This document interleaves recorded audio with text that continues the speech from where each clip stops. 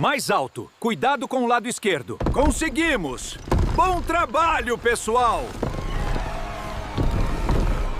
Gênesis, capítulo 6. Noé e o projeto do barco gigante. Lembram-se de como a família da Terra estava a crescer? Pois é, mas nem todos se portavam bem. O capítulo 6 conta que o mundo ficou tão cheio de confusão e maldade que o coração de Deus ficou muito triste. Imaginem um quarto tão bagunçado que só uma limpeza profunda resolve. Pensando assim, Deus decidiu recomeçar, mas havia uma luz de esperança. Um homem chamado Noé. Deus deu a Noé as instruções para a primeira arca do mundo.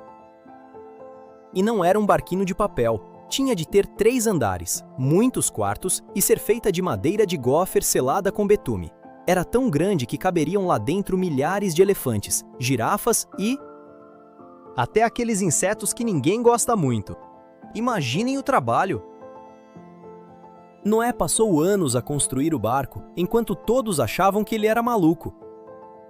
Um barco na terra seca? Noé está a precisar de férias.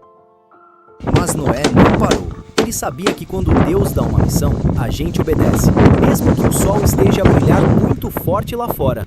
A arca estava quase pronta e os hóspedes estavam a chegar.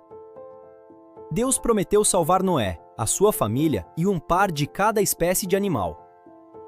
Imaginem o barulho naquela aldeia. Era um mu de um lado, um bé do outro e Noé a tentar conferir a lista de passageiros.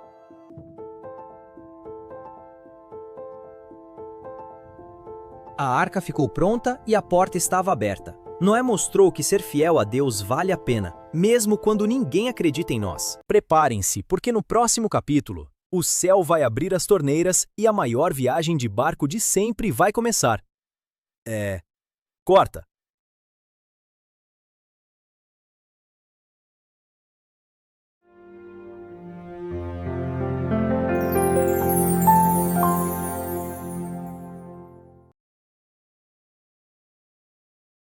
Gênesis, capítulo 7. A maior tempestade da história. Finalmente chegou o dia. A arca está pronta e os convidados estão a chegar aos pares. É o check-in mais movimentado de sempre. Imaginem o cheiro de tanto bicho junto. Mas Noé e a sua família trabalharam muito para que todos tivessem o seu cantinho. 2 a 2, conforme Deus mandou, todos entraram para ficar a salvo. Quando todos estavam lá dentro, aconteceu algo incrível. A Bíblia diz que o próprio Deus fechou a porta. Ali dentro, Noé e a sua família estavam protegidos. Lá fora, o vento começou a soprar e as primeiras gotas, que pareciam baldes de água, começaram a cair. E não foi uma chuvinha qualquer não, foram 40 dias e 40 noites. As fontes do abismo rebentaram e as janelas do céu abriram-se. A água subiu tanto, mas tanto, que cobriu até as montanhas mais altas que vocês conseguem imaginar. A arca era como um pequeno mundo seguro flutuando num oceano sem fim. Enquanto o mundo lá fora estava em tempestade, lá dentro havia paz. Deus cuidou de cada detalhe, desde o maior elefante até o menor passarinho. Noé confiou em Deus, e mesmo no meio da maior chuva da história, ele sabia que não estava sozinho. Então, a chuva parou. E para onde foi toda esta água? E quando é que eles vão poder sair? Não percam o próximo capítulo, porque o Bloop vai ajudar o Noé a encontrar terra firme. Corta!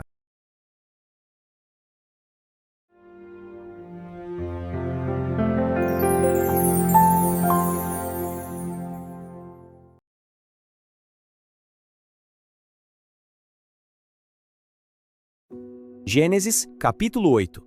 Terra à vista. Finalmente parou de chover, mas agora temos um problema. Só vemos água para todos os lados. Parece que o mundo virou uma piscina gigante.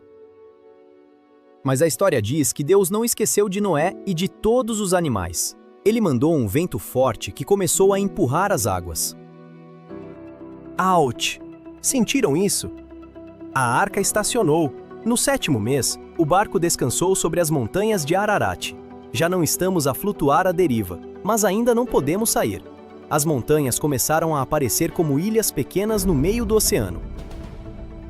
Noé mandou um corvo, depois uma pomba. Mas nada.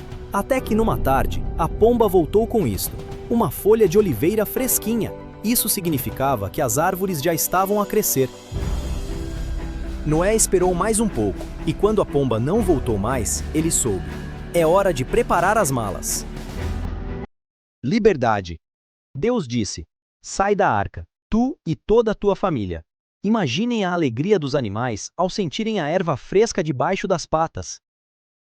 A primeira coisa que Noé fez foi agradecer a Deus por os ter guardado. O mundo estava limpo, novo e pronto para uma nova aventura. Não percam o próximo episódio para descobrirem o segredo das cores. Corta!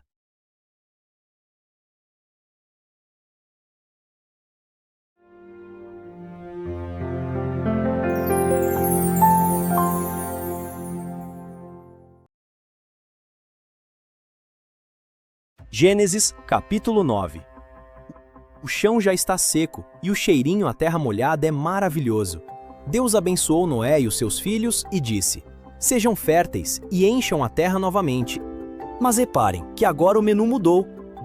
Deus explicou que quase tudo que se move e quase todas as plantas poderiam servir de alimento, mas deixou uma regra de ouro: a vida é sagrada e deve ser respeitada por todos. Deus fez uma promessa incrível. Ele disse que nunca mais haveria um dilúvio para destruir a terra. Imaginem só, um contrato de paz assinado pelo próprio Criador com todos nós e com todos os animais. Mas como é que nos vamos lembrar dessa promessa sempre que começar a chover e ficarmos com um bocadinho de medo? Deus pensou em tudo. Coloco o meu arco nas nuvens. Olhem para isto. O arco-íris não é apenas um fenômeno da natureza, é o sinal da aliança de Deus. Sempre que virem aquelas 7 cores lindas depois da chuva, lembrem-se, Deus cumpre o que promete. É como se Ele estivesse a colocar um sorriso colorido no céu para nos dizer: está tudo bem, eu estou aqui. Noé tornou-se agricultor e começou a cuidar da terra. A vida estava a voltar ao normal, com novos desafios e muitas histórias para contar.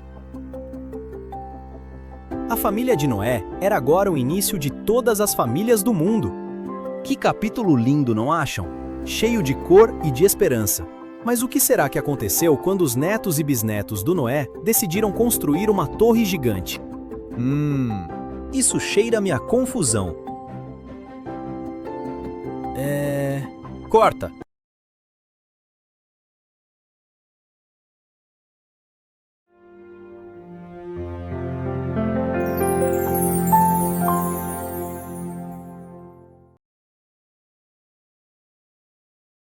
Gênesis capítulo 10. Depois da grande viagem na arca, a família de Noé tinha muito trabalho pela frente. Deus disse para eles encherem a terra, e eles levaram isso muito a sério. O capítulo 10 é como o primeiro atlas do mundo. Os filhos de Noé: Sem, Cã e Jafé começaram a ter filhos e netos, e cada grupo decidiu encontrar o seu próprio cantinho especial no planeta. Os descendentes de Jafé foram para as ilhas e costas. Imagino que eles gostassem muito de praia. Os de Cã foram para o sul e para as grandes cidades quentes. E os de Sem ficaram ali pelo meio, dando origem a povos muito importantes. Foi assim que surgiram as diferentes línguas, clãs e nações. Imaginem só, cada sotaque e cada cultura começou aqui, nesta grande reunião de condomínio da família de Noé. E no meio de tantos nomes, surge um destaque: Nimrod. A Bíblia diz que ele foi o primeiro homem poderoso na terra e um caçador valente. Ele não era de ficar parado a olhar para as estrelas, apesar de ser muito divertido fazer isso. Nimrod fundou cidades famosas. Nimrod era aquele tipo de pessoa que queria sempre ser o primeiro em tudo. Mas cuidado, querer ser importante demais às vezes traz problemas, como vamos ver em breve. Este capítulo ensina-nos algo muito interessante. Apesar de sermos tantos e tão diferentes, com línguas e costumes variados, somos todos parte da mesma árvore genealógica. O mundo tornou-se um lugar vibrante e cheio de gente, exatamente como Deus planeou. A aventura da humanidade estava apenas a começar. Agora que as pessoas se espalharam, o que acham que elas decidiram fazer juntas? Spoiler! Envolvia muitos tijolos e uma ideia muito alta. Não percam o próximo capítulo da Torre de Babel. Corta!